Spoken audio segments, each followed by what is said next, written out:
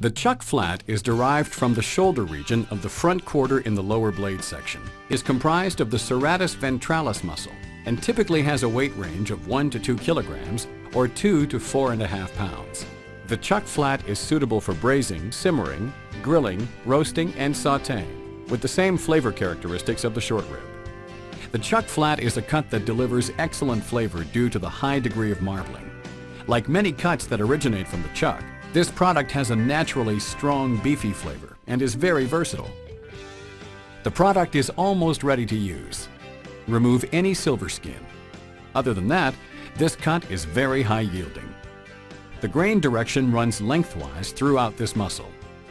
For a roast, simply place in the tray whole or portioned. For a steak application, you may slice an 8 to 10 ounce portion across the grain. If you would like to achieve a smaller, thinner cut for a steak sandwich, simply slice a 6-ounce portion across the grain and butterfly. This cut is ideal for braising whole, in cubes, or strips. The chuck flat is quickly gaining popularity. Its marbling, high yield, and versatility make the chuck flat an attractive beef option with many merchandising possibilities.